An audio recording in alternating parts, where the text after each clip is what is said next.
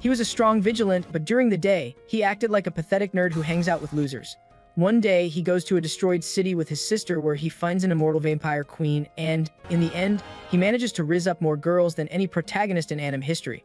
In a mansion, Beta announces that since the incident at the Bushin Festival, the cult of Diablos in the Migger Kingdom has shown no signs of conspicuous activity, and the smaller sects were at a standstill. Gamma tells Cid it is going exactly as they planned, and Epsilon adds that they can set their sights forward and focus their main efforts on the situation in the Oriana Kingdom. Ida reports that the flow of funds going into the lawless city has increased, and Epsilon explains that it's a giant slum where the evil, wealth and power of the world converge, so any tensions could have an immeasurable effect on the rest of society. Cid declares that he will handle this matter. The girls ask if he intends to go there alone, so he tells them to not be afraid since the moon has turned red. They wish him the best of luck and bow over-dramatically, as Cid remarks that it's literally just a red moon and not a big deal. Two men arrive at the Crimson Tower, ruled by the Blood Queen, one of the three rulers of the lawless city. A wild-looking man declares that they are not worthy of passing through this gate, since the only ones permitted are servants or guests of the Blood Queen. The men cheerily say they're powerful warriors here to hunt the Blood Queen. Hearing this, the man starts chuckling and says it's always really amusing to find even bigger fools than him. He shows them his chopped-off arm and says this is what happens to the likes of them who dare to challenge the Blood Queen, revealing that he lost his arm and is now kept here as a pathetic watchdog on a leash. What? Bro, what are you talking about, man? He says he was once known as the White Devil, a dangerous criminal, but here, he's nothing but a lowly gatekeeper who rips apart idiots like them. Later in the lawless city, Cid remarks that this is perfect since the lawless city is even more of a dump than he imagined. However, Claire tells him to stop gawking as she drags him through the streets. He remarks that Kajino Minoru, was following the road to become the Eminence in Shadow when it seemed like his journey came to an abrupt end. However, a lot of different stuff happened, and now here we are. His sister, Claire Kejino, won the Bushin Festival Championship, so he used his connections with Gamma to get her a fancy dinner. Cid's getting freaky here. However, Claire revealed that she was going to the lawless city to exterminate vampires and decided to bring him out of consideration for his future. Presently, she says she'll pray open a spot for him in Migger's Night Order after he graduates if he stays behind her and does as she says. Cid inwardly admits he hasn't really considered what he'll do after graduating since she'll inherit the estate out in the boondocks. He remarks that he doesn't care what job he's put in as long as he can do what he wants. Claire tells him to stop trying to hide the fact that he just hasn't thought about it and insists that it's not fine. A shopkeeper asks Claire to check out his new stock of new pets, and Cid sees that he's referring to male slaves. As the man tries to sell the slaves to Claire, Cid remarks that these guys look kind of similar. Later, Cid gets out of the inn for a moment and the men keep trying to pickpocket him, but he easily takes his stuff back as well as their wallets, remarking that it's a dog-eat-dog world, but he still can't believe he's making bank just by taking a stroll. As he's walking, he notices some men beating up a Gaul and sees that they must be punching bags around here, which is what he'd expect from a town drenched in blood and slaughter. The red moon appears in the sky and Cid notices a wave of magical energy spread in the town.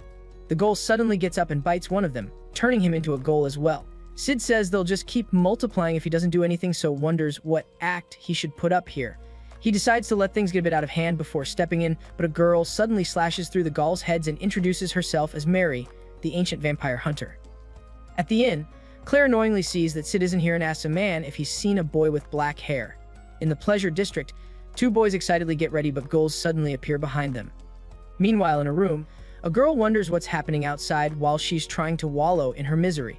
A gullish man slowly walks towards her, but Cid instantly cuts through him and tells her to run if she values her life because the frenzy has begun.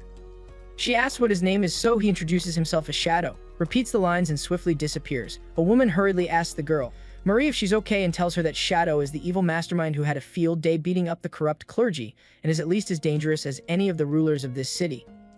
However, Marie mutters that he didn't seem like a bad man and quickly gets up, informing the woman that she's getting out of this town and thanking Shadow because just seeing a dude is enough to make you rethink your life choices. In her room at the inn, Claire tearfully apologizes to Cid for bringing to this awful town, but Mary appears behind her and says she met a man fitting her description a while back. She says she saw one boy smiling in front of the gulls, but Claire doesn't think that's him, so Mary says she saw another one as he was being taken away by the followers of the Blood Queen. She adds that he was taken to the Crimson Tower, the Blood Queen's castle, and the vampires wish to offer him as a sacrifice. She reveals that the Blood Queen has been asleep for 1,000 years, but they've kept that a secret and waited for the night that would give the vampires tremendous powers. The night the red moon would rise again. Claire suggests that since both their targets are the same, they should partner with each other, so she agrees and they start running. Things are getting a bit awkward here. As people around the city are trying to stop the goals, Sid effortlessly cuts through them and repeats the same lines. In the tower, a man says takeover of the city is going as planned, but they're meeting unexpected resistance in certain locations. Another guy mutters that they know who's behind that: Yukim, the spirit fox, ruler of the White Tower, and Juggernaut, the tyrant ruler of the Black Tower, but they'll let them play their games since they'll meet their end as soon as the Blood Queen is revived. However, his assistant informs him that there's someone else. As Yukim and Juggernaut are fighting Sid, hovering in the air in front of the moon remarks that someone somewhere might be trying to spin up a new tale, but he does not change. He only continues on his quest to become the ultimate cringe lord, aka the Eminence in Shadow. He lands in front of Juggernaut and Yukim and declares that he is Shadow. The White Devil watches Juggernaut and Yukim fighting and admits he could never hope to defeat them, even if he gave his absolute all, but Shadow suddenly lands in front of them. Juggernaut recognizes him as the boss of the Jang who wiped the floor with the snooty priests. He breaks the door to the tower and enters it as Yukim says she hopes they can be on friendly terms as well since Shadow saved some of her girls in the district. The White Devil notices that Shadow is a human and believes he's weaker than him, so he pounces forward to kill him, but Shadow instant cuts his body into several pieces. Andy repeats that the moon is red. Bro's really ripping off every cool line. As Beta is reading a book in the library, she wonders how the cult found the necessary knowledge to harness the demon's power. Claire and Mary suddenly crash, and seeing which Beta wonders what she should do since she's supposed to clear all witnesses, but she doesn't think she can do that. She recognizes Claire and Marie says she seems human and they don't have the time to fight unnecessary battles. Beta introduces herself and says she was doing research on the possessed. Oh shit, buddy, I gotta dig a little deeper. She reveals that she needs the blood of a progenitor vampire to confirm her hypothesis. Mary doesn't believe her, but Beta says she will stay out of their way. Claire tells Mary they don't have time and won't be able to save her brother if they take too long, catching Beta off guard. Number 6066 alarmingly asks if that's true, but Beta tells her to keep quiet, so Claire and Mary continue on their way. Beta reminds the girls that their mission is only to obtain the sample, since Lord Shadow will be the one who deals with the Blood Queen and will eliminate all problems, including the issues with the sacrifice. As Claire and Mary make their way through the tower, Claire says she was acting strange in front of Beta, almost as if she was taking the vampire's side, and asks what she's really after, so Mary says she's only after the Blood Queen. Claire tries to ask a bit more, but Mary says everyone has secrets and tells her to not pry before a wall in front of them is suddenly destroyed. Hiding behind a pillar, they watch Juggernaut wildly defeat the vampires, and Mary tells Claire one of the most powerful in Lola City, so they should wait until he's gone and try avoiding a fight here. However, Juggernaut suddenly appears in front of them. He punches Claire away before attacking Mary. Claire warily gets up, muttering that he's the second person who's ever managed to hit her in the face. She shockingly sees that Mary has fatal injuries and hurriedly tries to heal her, but Mary says it's fine and asks her to let her suck her blood for a moment. She unexpectedly kisses Claire and sucks her blood, which heals all her injuries, surprising Claire, who seemed to be having a really good time. Okay, this and I might actually be peak. She starts fighting Juggernaut, but admits it's been so long that the blood isn't assimilating. As Juggernaut rushes forward and is about to finish them off, Claire inwardly apologizes to Sid, but Shadow suddenly kicks Juggernaut away and he flies out of the tower, questioning what he's doing. Mary apologizes to Claire for taking her blood, but Claire mutters that her secret is that she's a vampire, so Mary decides to tell her everything. She explains that over 1,000 years ago, it was the golden age for vampires, but times changed as humans learnt the weakness of vampires and the hunters became the hunted. During that time, the Blood Queen, Lady Elizabeth, was living among humans and gave up on drinking blood since she wanted to live in harmony. As her subject, Mary followed her example, so they gradually lost their powers but gained nothing in return. The ability to live under the light of the sun was gained by them, and they were able to live in a beautiful world filled with light, but that wasn't the case for Elizabeth, since the maddening thirst never left her, and when sunlight struck her body, it would burn hideously. Despite this, Elizabeth wanted to build a haven where humans and vampires could live together in happiness. However, then came the night once in 1,000 years when the red moon rose in the sky. Elizabeth was starving for blood, and Crimson gave her a single drop, after which her frenzy lasted for 3 days and 3 nights, and the haven disappeared into a pile of rubble, with the 3 kingdoms having suffered catastrophic damage. Mary survived by lapping up the blood of the dead and went after Elizabeth, but by the time she was reunited with her, it was all over. Elizabeth declared that a mistake like this could never be repeated and stabbed herself in the heart. If she had been an ordinary vampire, She would have disintegrated immediately, but the queen never turned to ash, so all Mary could do was watch over her eternal slumber instead of just actually killing her. However, immediately after that, Crimson and his followers took Elizabeth from Mary, choosing to spare her life in the hope that she would join them by the next night. 1,000 years later, and now, he's attempting to use Elizabeth again for his ambition. Claire admits she's no better than her, revealing that she might be possessed and could one day become a monster, so she hopes she could help her brother achieve something before that happened and brought him here. She questions how she would apologize if anything happened to him. She asks Mary if the Haven can't be built again, but she says she doesn't want to repeat that same mistake, and she believes Elizabeth wants her final rest. However, Claire says it's too sad to let it end this way and suggests that they kick Crimson's butt and get Elizabeth back, so Mary thanks her and they shake hands. Sid excitedly enters the treasury and starts examining all the gold there before reminding himself that he has a boss battle coming up, and he's been showing up fashionably late so far, and that's getting old. He decides to go with a flashy entry this time, while Crimson tells Elizabeth Skeleton that she is still beautiful and asks her to return to life as he initiates the ceremony. However, Sid suddenly attacks him with a gigantic explosion, chopping his head off, and once again repeats his lines. Sid is surprised to see that the final boss isn't here either and wonders if this could be one of those events that has a focus on group battles instead. He decides to check underground just in case before going home with the gold. On the roof, Claire and Mary hurriedly look around for Sid, but Claire is suddenly stabbed by Elizabeth, who brings her body closer and starts sucking her blood. However, Beta swiftly cuts off her neck and makes her head explode while the other members save Claire. They inform Beta that Claire is still breathing by first aid won't be enough, as Beta sees that they won't be able to leave right now since their master hasn't revealed himself and probably has some higher priority, a grand purpose he must achieve first. She decides to finish this quickly and asks 6064 to keep taking care of Claire and tells 6066 to cover her as she rushes towards Elizabeth. Okay.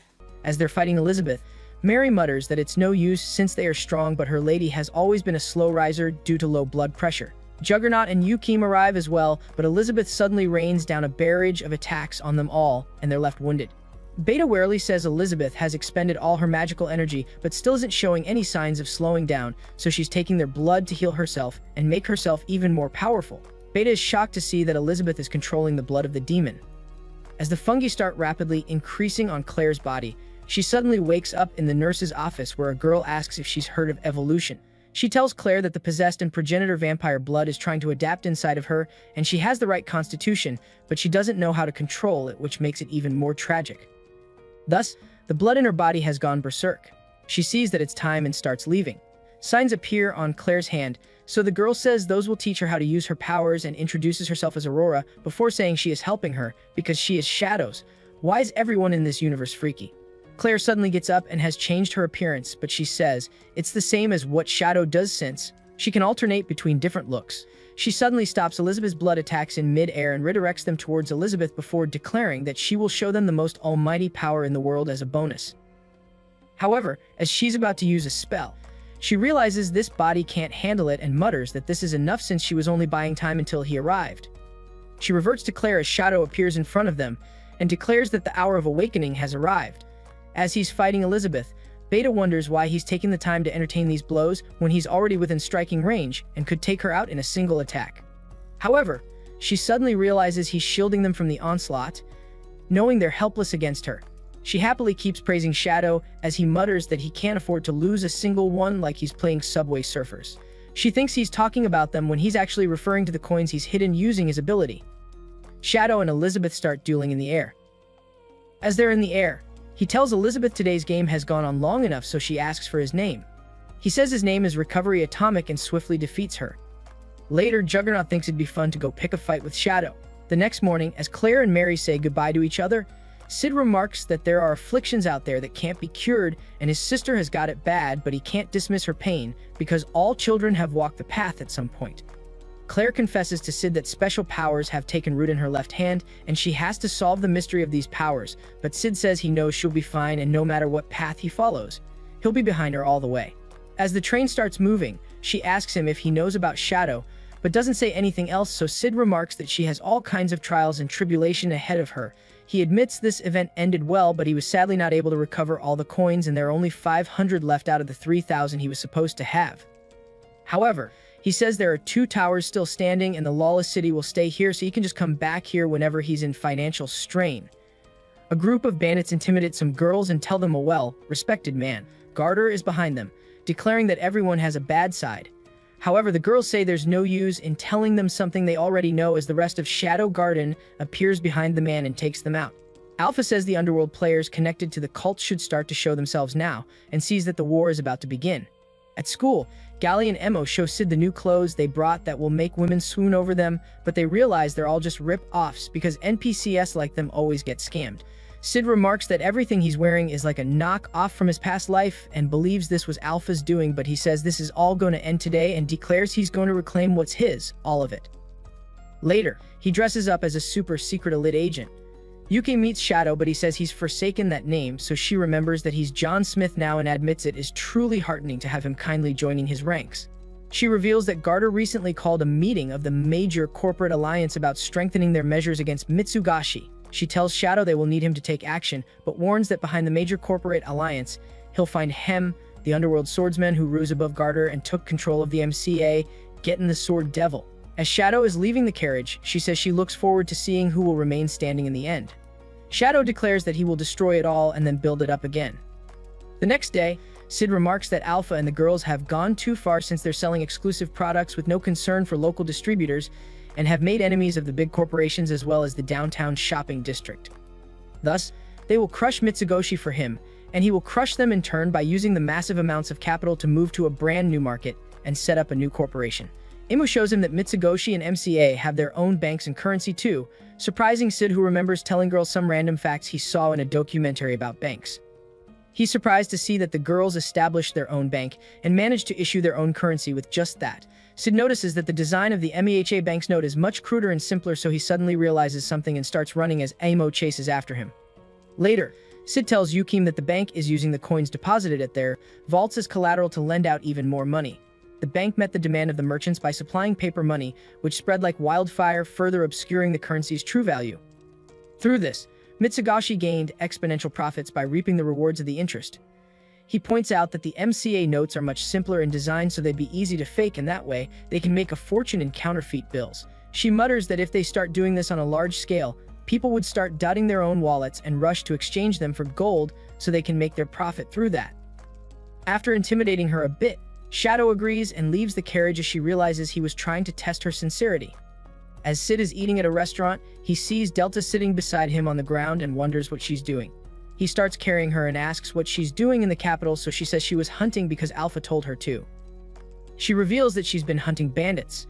She asks if he wants to hunt with her, but he reminds her that Alpha would want to see her, but she tearfully says she wants to do the bandit hunt. Garter tells Getten that Mitsugoshi's private forces are stronger than expected, so he says he'll send the Clovers next, the elite assassins he handpicked himself, so that they can find Mitsugashi's secrets.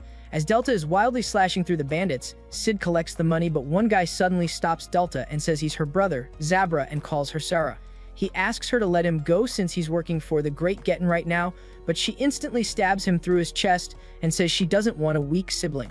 Sid asks if she's sure that's okay, so she reveals that her dad is chief of the clan with lots of lovers and thousands of children, so Sid understands that it won't matter to him much then. Her dad is the true Giga Chad of this story. Delta suggests that he should become their next chief, but he mutters that that's not happening.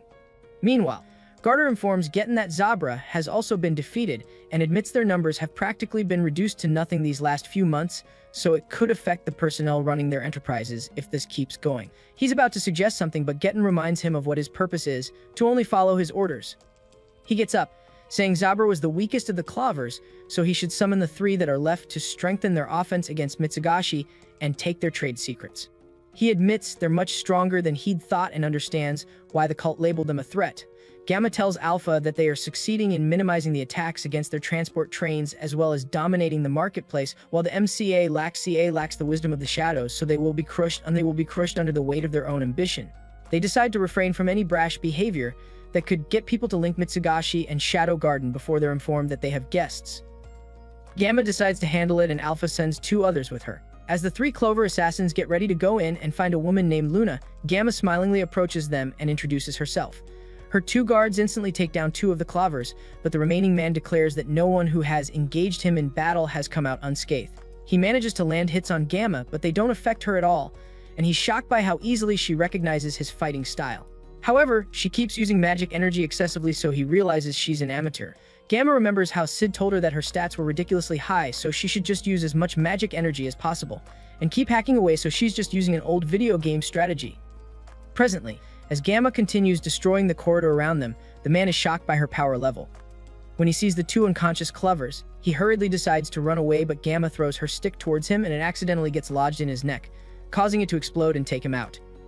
Later, Getten mutters that he would have liked to use some of the children, but the cult is running low on resources as well. However, this is exactly why this is the perfect opportunity for him to demonstrate his power. The MCA is nothing but a disposable pawn, so he only needs them to stay afloat for a while longer as he makes his preparations. After practicing with Sid for a bit, Alexia mutters that this isn't enough and she needs more power on top of all the other things she's lacking, and since while they lead their everyday lives, the world keeps moving forward, and if she doesn't move with it, she'll be left behind. She says being so carefree must be nice and sincerely hopes he stays that way. As Sid, dressed as John Smith, is sitting at a stall, a girl sits next to him and informs him that production is complete. Later, Yukim shows John how their entire production is done and asks what he thinks of the final product, since she believes it's quite good. John is easily able to tell the minute differences, but he's surprised to see that the one he thought was fake was actually real. He says they surpassed it to such a degree that it's better than the original one, but says they won't need to start working on it from scratch since no one else will be able to tell the difference. She says it is up to him to handle the situation after production is complete, but Getten is hers, revealing that he took her mother, her friends, and her entire village from her, so it's her turn to steal everything from him. Gamma informs Alpha that counterfeit bills are bills in the market, but they haven't determined where they're coming from, and the MCA don't seem to have realized it yet. Surprised, Alpha wonders if it was MCA's plan to bring about a paper downfall, even though it would result in them losing as well. She tells Gamma that finding out where these are coming from is their top priority, so she agrees.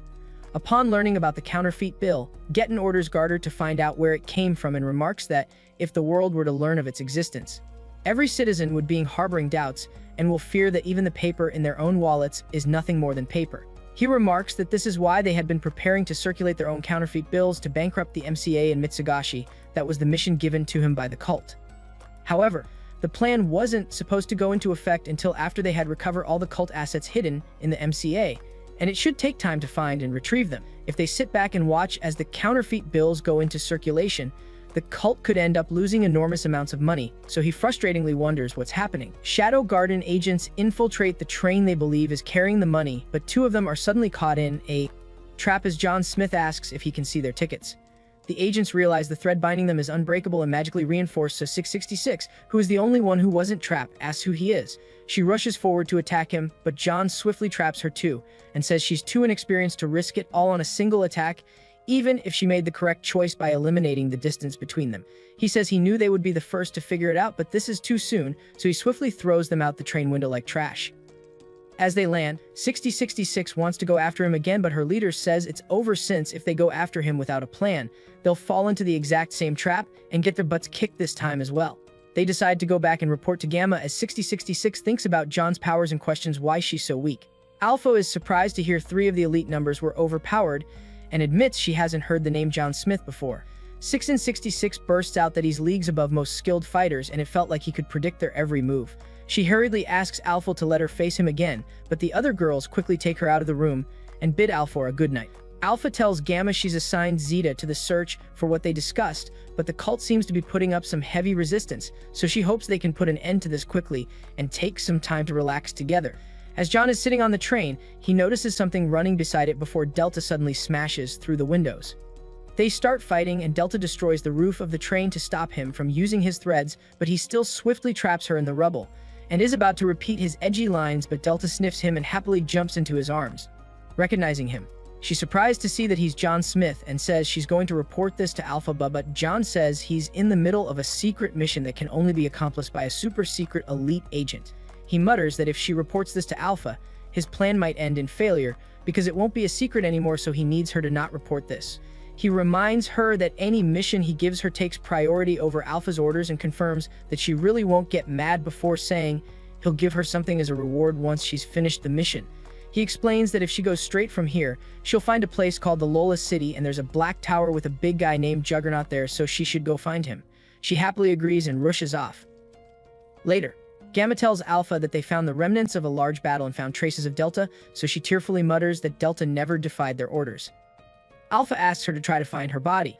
Gamma adds that the amount of counterfeit bills in the market is increasing, and at this rate, the citizens will begin to doubt the value of paper money, and the wave of redemption will rain down on everyone, including Mitsugoshi, so they urgently need a plan to eliminate John Smith. Alpha mutters that this isn't just a shallow attempt to take them down. It seems that while they were fighting the MCA, John Smith intentionally sparked a crisis to bankrupt both Mitsugoshi and MCA and take everything for himself. Gatton is informed that the cult is highly concerned with the current state of affairs, so if these counterfeit bills continue to circulate, the cult will suffer severe losses. Gatton swiftly chops off the heads of the men who came to inform him and orders Garter to do whatever he must to find the source of these counterfeit bills. In the city, Alexia runs into Iris and reveals that the library in the school hasn't been rebuilt yet, so she thought it'd be easier to find specialized books in the palace archives. Iris asks if she's going to give up the sword and become a scholar, but Alexia says this is to help her know where to wield her sword, since she's realized she'll always be an outsider if she randomly keeps swinging around her swords. As she's speaking, Arisi silently walks past her. Meanwhile, Beta informs Shadow that rumors of the counterfeit bills are already beginning to spread in the royal capital, so they believe the royal family will be forced to take action. She sees that he's taking the notes and continues that because these circumstances can easily lead to inflation, it has already reached a point that it must be addressed at a state level. He mutters that it doesn't make any sense, so she asks if there's a mistake in her report, but he says they should just proceed as they have been. She nervously reveals that they sent Delta to deal with John Smith, but have lost all contact with her as a result, so they believe she might have been killed in action. However, Shadow hurriedly says Delta has merely gone somewhere far away. She admits John is a highly skilled fighter and asks if he would fight him, but he says he has other matters to attend to. As Shadow gets up to leave, Beta reminds him that they have to destroy documents without delay. However, Shadow tells her to read it, and she's shocked by how complex the code is because he's basically a cult leader who's manipulating his minions. He says this uses 5 different languages that he developed independently and agrees to teach her if she can decipher the meaning of this text. Later on, the train, John is informed that they're reaching the MCA checkpoint. 2 men have set up a barricade of sorts to stop the train and start arguing when the train suddenly rushes past them.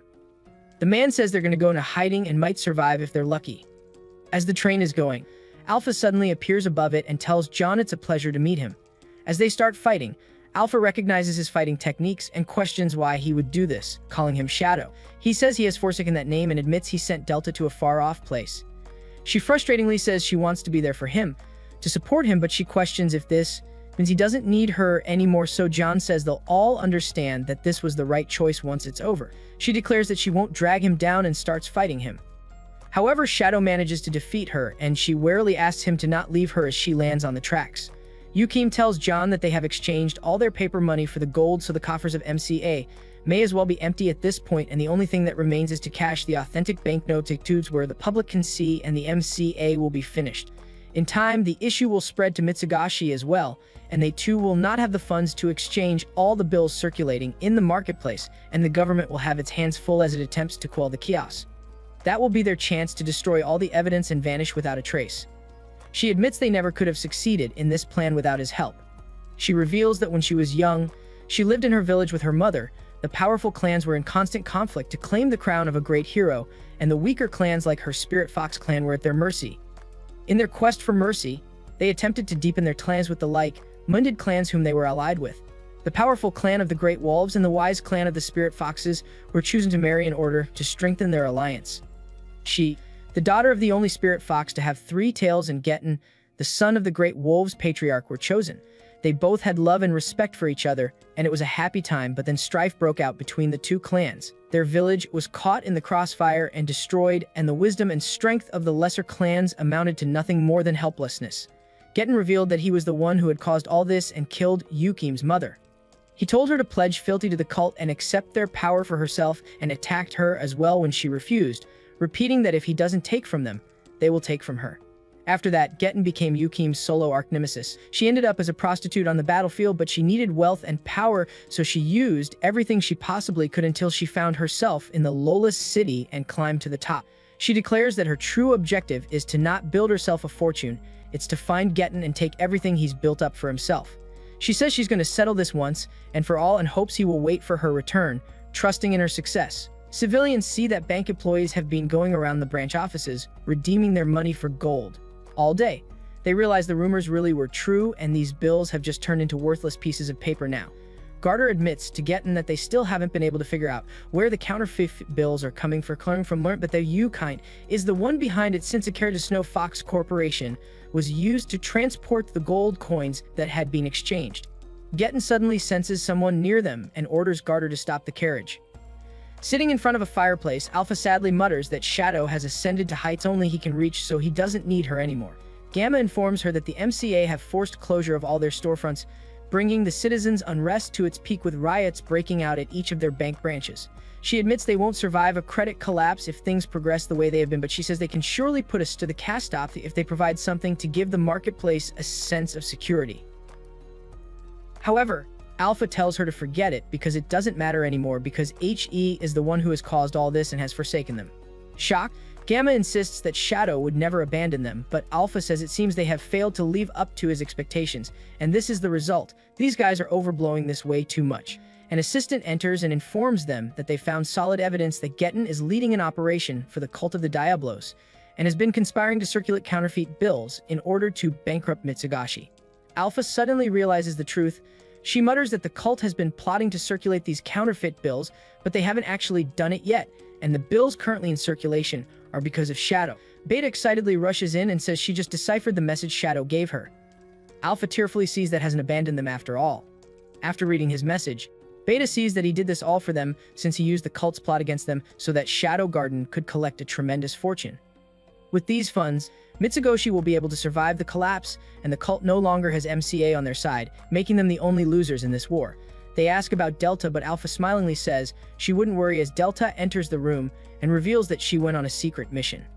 They all happily hug her and say they're glad she's alright. Shadow remarks that he's been going around killing bad guys, but today is the day working overtime doesn't bother him since Yukame said she's not in it for the money, and that means he can keep it all at himself. As he walks into the vault, he suddenly notices that all the gold is gone, as Yukime's assistants hurriedly inform him that they can't get in touch with her, so they're afraid Gettin has done something. John starts manically laughing and tells Gettin he's laid his hands on something very precious to him, but he'll see to that he gives it back. As Yukime effortlessly tortures Gettin, he warily says if he possessed the power of the legendary golden-haired nine-tailed fox, no one would have taken from him or from any of them, but now she's using that power to take from him. Yukime says something changed him, but she doesn't know what did it, and although he's the one who killed her mother, the truth remains that he once saved her village and her life. She says goodbye to him and starts walking away, but he tells her to not mock him, swallows a pill and slashes at her from the back, admitting she should have killed her too that day. However, as he's about to kill her, he's suddenly punched away by John, who says he is only here to retrieve something he deems very precious. John smashes him into the snow and keeps repeatedly punching him, telling him to talk. Gettin desperately says if he had that power, something might have been different.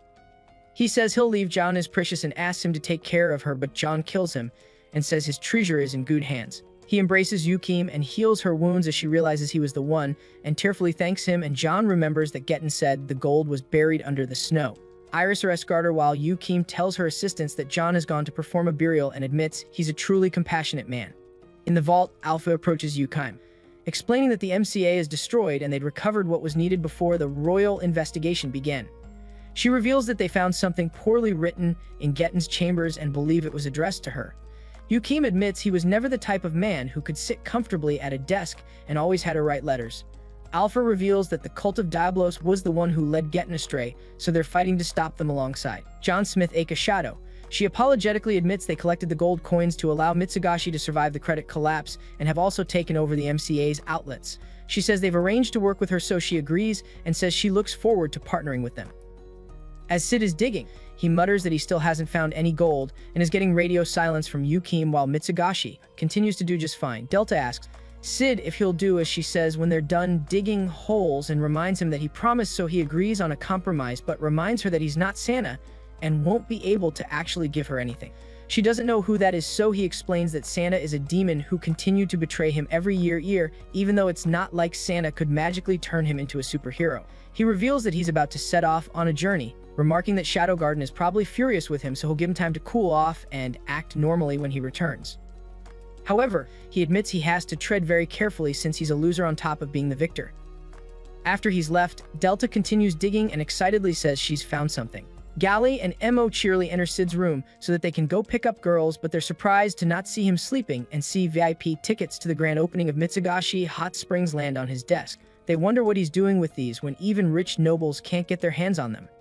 However, they suddenly realize the odds of their lady hunt succeeding will go through the roof if they show them to girls wanting to go to the resort.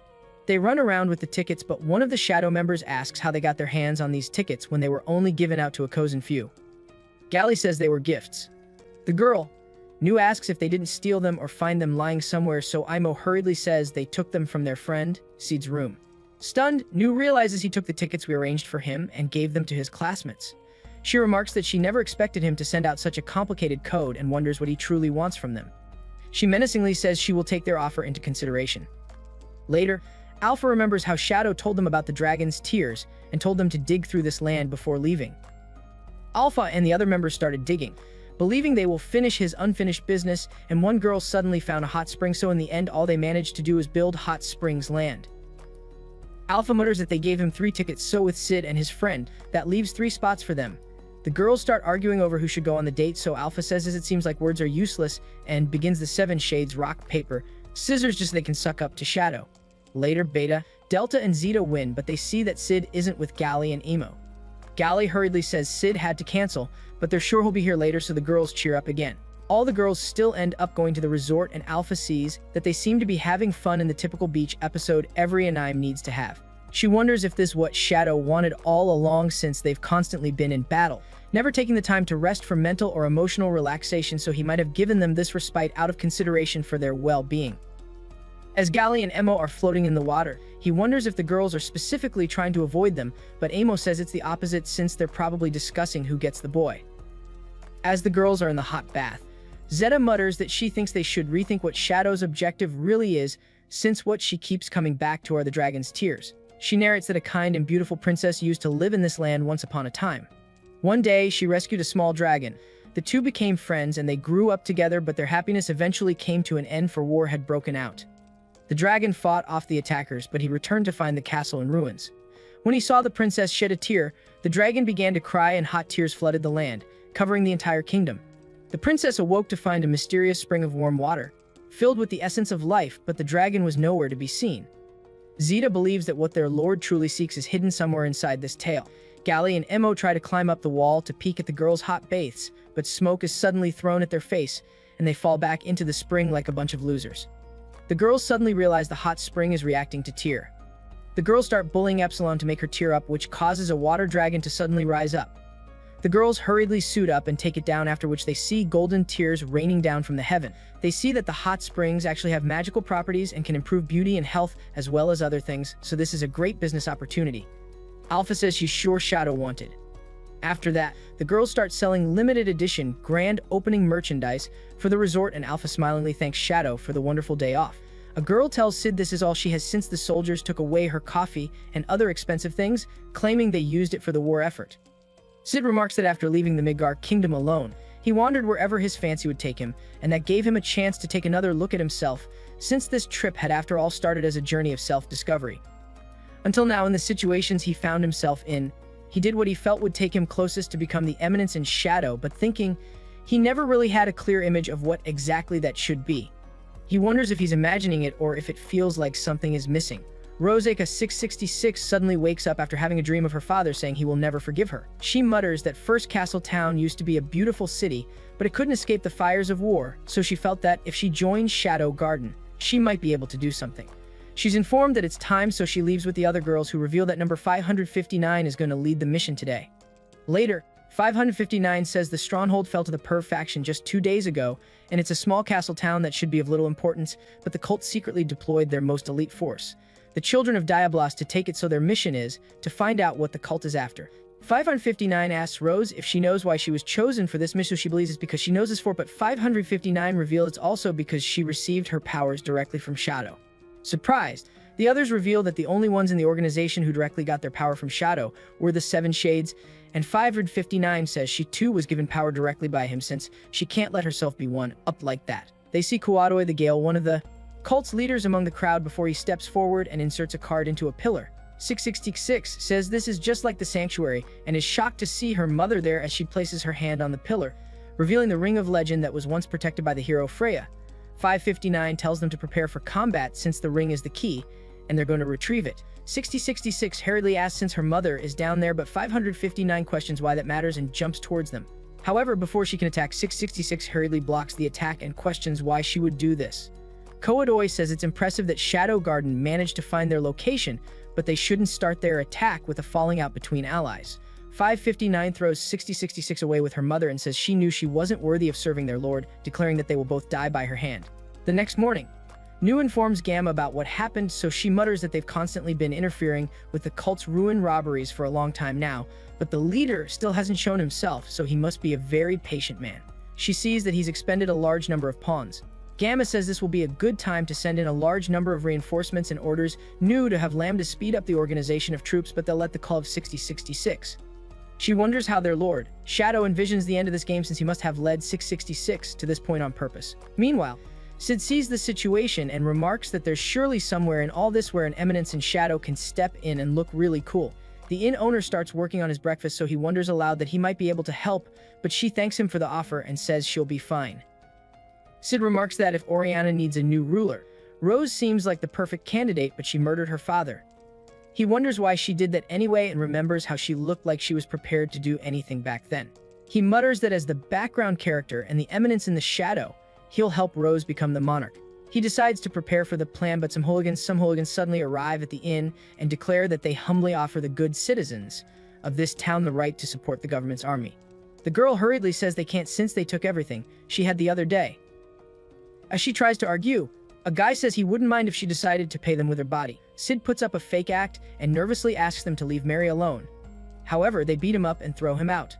Mary tells Cid he shouldn't be so reckless and assures him it's fine, revealing that she used to be a prostitute in the lawless city who had to deal with violent customers on a daily basis. She's saying it like that's a good thing. She admits she came close to giving up a lot of times, but was never able to actually do it until she got help from H.I.M. and now she happily says he rescued her too. Later, as Cid is leaving, Mary refuses to accept his payment since he saved her, so he says goodbye and hopes to see her again. As he's walking, he remarks that they made a dashing entrance, showed off their power and made a dashing exit, but he can't let them outdo him. Cid warily admits his plan isn't going to plan and remembers that a fixer is supposed to stand out by not standing out. He overhears the men from earlier in a hut. The guy who threatened Cid earlier suggests that they should pick up a few women as souvenirs on their way out, but he shockingly sees that his friends have died. Cid says he loves the rules of the lawless city since when you want something, you take it even if you have to kill for it. Basically, it means the strongest guy, and he's right, and he's always right. At the inn, Mary depressingly mutters that this is hopeless since she can't even stock up for tomorrow, let alone this month's rent. She wishes she'd swallowed her pride and asked Cid to pay up since after all this, she's gonna have to sell her body again. However, she suddenly hears something drop in front of her door and opens it to see a bag of coins, happily realizing that Shadow has been watching over her all this time. Meanwhile, Koadoi shockingly calls 559 a monster since he defeated her reinforcements, all of whom were first children. He sees that even her magic power can't last forever since she's been fighting without rest for 3 days and 3 nights. He tells her to cheer up because he won't just kill her, he'll torture her to death along with every member of her team. He believes that if he plays his cards right, he can rise above Perv Ashat since he's obtained the key in Rose now.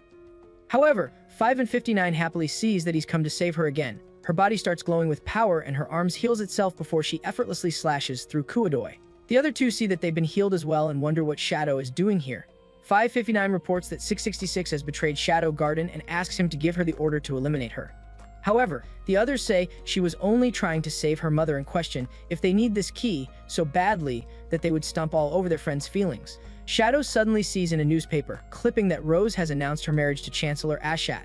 He suddenly starts glowing with power and declares that Rose's betrayal will be punished and she will pay, which makes 559 happy. As Shadow is rushing through the air, he questions if she killed her father to just become a supreme tyrant and remarks that if his Eminence in Shadow shtick is ever going to get anywhere, he needs her to be the next ruler. Lambda takes some members to the Lawbers to the lawless city where Chai and Omega ask if these are all the reinforcements they're getting, but Lambda says she's heading straight back to organize the next batch, but there was something she wanted to confirm with the people on site. Omega says it may be harsh to call what Rose did a betrayal, but Lambda says the fact remains that what she did put her teammates in danger, and she was her instructor, so if the organization is to render judgment on her, The least she can do is carry it out herself. However, they inform her that that's not possible since Lord Shadow himself has decided to handle this matter. Lambda is about to say that's too extreme, but she stops and she admits no one in the world can ever defy his magnificent will, so Lambda wonders if there's nothing they can do. Sid is getting ready to use his teleportation skills, but he runs into Epsilon outside the estate and goes in with her because he's transfixed by her fake chest.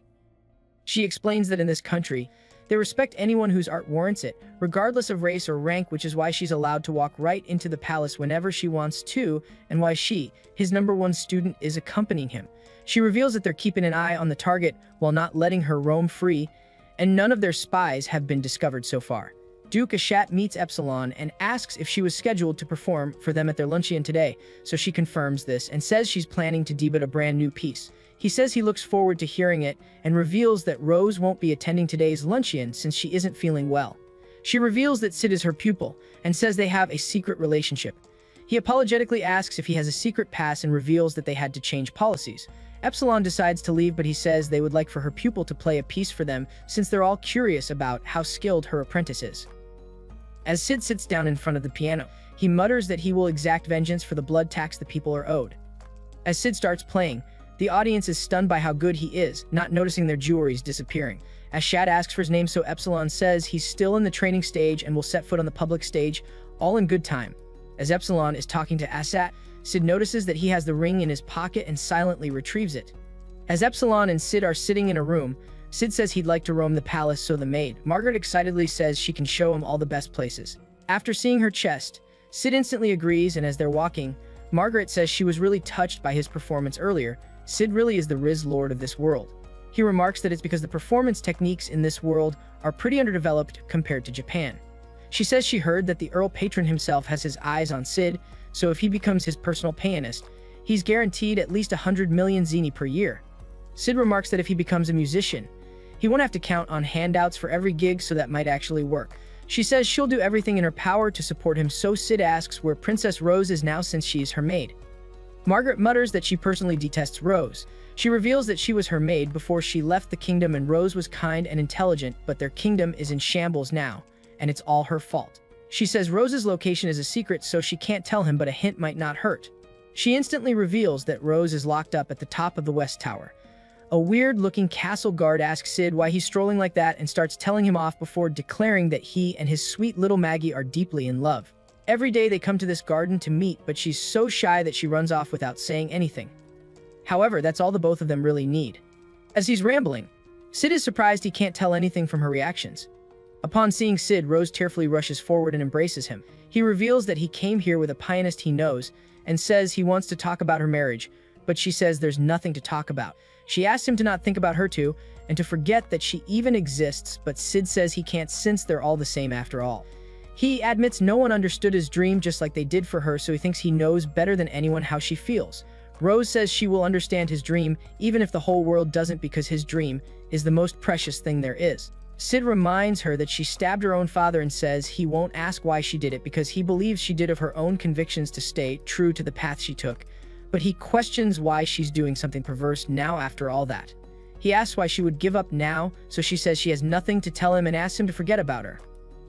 Later, Ashat tells Rose he received a report that she had met a visitor, so she asks if it looks like that. He sees that she looks like she was crying and is about to offer a hand to comfort her, but she asks him to refrain from touching her.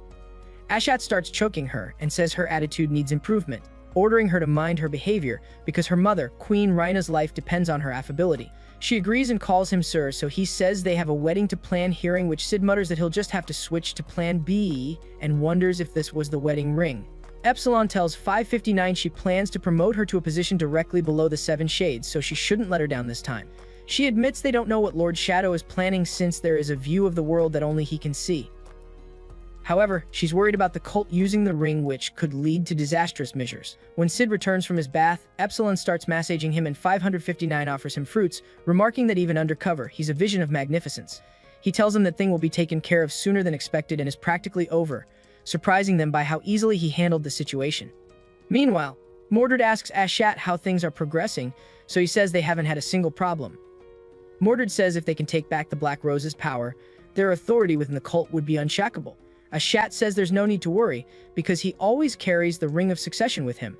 Mordred tells him to make no mistakes, and he too will be granted a seat in the rounds, after which Ashat arrogantly asks Shadow Garden what they'll do when the ring, Rose, and the kingdom are all in his hands. Cid remarks that Rose's hands are tied because Ashat has taken her mother hostage, but he's wondering why that would bother her so much after how far she has come, but it can probably just be chalked to Rose's aesthetic. The solution is simple. He'll just have to free Rose's mother to unshackle Rose. Margaret tells Cid that she couldn't sleep a wink after he disappeared while they were together, and there's a creepy guard following her lately, so you can hardly tell the castle grounds are safe anymore. Epsilon appears on Cid's other side, and they start kindly arguing with each other about their intentions with Cid. Later, Cid tells Epsilon that people here seem unconcerned, so she says the nobles detest violence and adore the arts. He says he wants to destroy it, so she says it's far too dangerous, but if they want to destroy it, then she bows in front of him. Cid smilingly remarks that she's making such a big deal out of it when he just wants to check out some flowers. While strolling around the estate, Cid remarks that this has turned into a soap opera from an Isekai fantasy, so he has to find a way to course correct back to that 60 p.m. time slot. He mutters that if Rose learns of the truth, her rage will drive her to fully awakening as the tyrant he knows she can be. Margaret enters Rose's room to give her tea and leaves without saying anything, so Rose tearfully admits she'll never smile at her again, but she still hopes to save her mother for her father's sake. She turns around to shockingly see Shadow sitting on the couch and asks if he's here to kill her because she returned his kindness with betrayal. However, he tells her to come with him because he'll show her the truth. He shows her that Ashat and her mother are actually working together to take advantage of Rose, seeing which she collapses in shock, even though it was obvious to everyone but her. Later, Rose tearfully questions what the point of it all was and declares that she wants to go back. She sees Cid playing the piano in front of her and asks him to run away with her since he is the only one who has stayed with her through it all, when she killed her father, betrayed her organization, and was betrayed by her mother. Cid starts quoting random stuff and questions what she sees in this world lit by the moon. Stunned, she picks up the ring lying on the seat. As Cid takes off his clothes to go take a bath, he realizes he lost the ring and mutters that he spends money as fast as he makes it. He believes he's done what he could for Rose, so it's up to her now.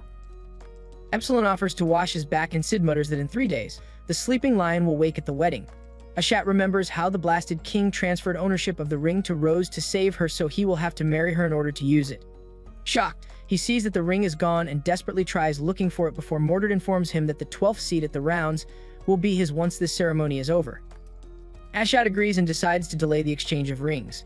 At the ceremony in front of everyone, Rose pronounces Ashat guilty of everything he's done and says she refuses to give up on true love, swearing on the ring her father left her. She puts it on, which causes a recorded video to suddenly start playing in the city, in which Rose's father Jerk reveals that he is being drugged by Duke Perv Ashat, but even if he is personally defeated, he will leave this kingdom in the hands of his daughter, Rose, who is going to be the new leader. He tells Rose the future of this country is in her hands and says he loves her before ending the video. Rose pronounces Ashat guilty and brandishes her sword, but his and Rose's mother's heads are suddenly slashed off as Mordred says these incompetent allies were more trouble than foes. He could just done that before all this went down. He introduces himself and suddenly opens a door, revealing that he just needed the conditions to be right. A gigantic black rose appears in the sky before Mordred calls down Archfiend Ragnarok and orders it to crush everyone. However, Shadow suddenly appears in front of them and cuts off Ragnarok's arm, declaring that these things are unsightly. Alpha receives a report about the Black Rose but believes it'll be alright since HE is there after all. Mordred is impressed he managed to injure Ragnarok and asks who he is, so all the guests in the church reveal their true identities, and they simultaneously declare that they are Shadow Garden. Rose also rushes forward with them to fight while Shadow starts battling Ragnarok. Beta and Epsilon face Mordred and see that he's bragging about a weapon he stole before calling him a coward. Beta says the wisdom he has been granted is anything beyond what he can comprehend, and they start fighting. Rose meets Margaret and orders her to do whatever she can to rescue the citizens, so she agrees and says she'll take care of everything here. Rose orders her knights to take care of the citizens as well and gets ready to face Mordred, but she's shocked to see him lying on the ground in his beaten up state. Bro looks like they threw him under a running train. Not knowing when to give up, Mordred declares that he still has Ragnarok under his command. He starts explaining how different realms coexist at the same time and says there are still unanswered questions about the human race since they are the only species with this much intellect that have managed to thrive. He reveals that there was once a kingdom called Atlantis that vanished without a trace, and that the demon Diablos originates from a creature that was from another realm, the First Realm. He says the Black Rose is an artificial gate to another realm. It was opened once before, and magical creatures continue to spill out of the gate and devour humans in their path, but they came to their rescue by closing the gate. Thus, Rose's blood should have been offered to the cult when she was born, but the foolish king refused to do it, so she can see how his ridiculous parental affection destroyed Oriana. He says she and Oriana will soon be destroyed by Ragnarok, so they will rebuild it, but he's suddenly crushed by Ragnarok's giant hand. Mordred watches in shock as Shadow swiftly destroys Ragnarok. Mordred believes this is just a nightmare and absorbs Ragnarok's body, so Shadow sighs as the monster rises up again to fight him. Mordred and Shadow start fighting, but Shadow flings him into space and declares that he's realized what he must do. He slowly steps forward and declares that he is atomic, causing a massive explosion, which all the Shadow Garden members watch and all like it's a fireworks show. Floating in the air, Shadow says it's not so bad to take the muscle-headed brute approach every once in a while. However, he suddenly notices a black hole behind him and curiously touches it before getting sucked in. A girl gets up, muttering that she must have fallen asleep. She remarks that there was a boy she despised. His grades were below average, his looks were exceedingly ordinary, and there was absolutely nothing memorable about him, and yet looking at that moon reminds her of him. She suddenly senses someone near her and braces herself, but sees that it's nothing. She turns around to see a menacing-looking man in front of her before suddenly electrocutes her from behind. Later, the girl Akane wakes up to see that she's shackled in front of a group of men who say their client wants to do the honor of personally killing her, so they're supposed to bring her alive. The man from before walks forward and angrily starts choking her, declaring that he can't get it out of his head. However, the roof of the warehouse is suddenly destroyed as Shadow lands in front of them. The man desperately recognizes him from before and rushes forward to fight, but Shadow slams him into the wall and introduces himself as Shadow, he who lurks in the shadows in order to hunt the shadows, seeing which Akane recognizes him, since the second time he's saved her butt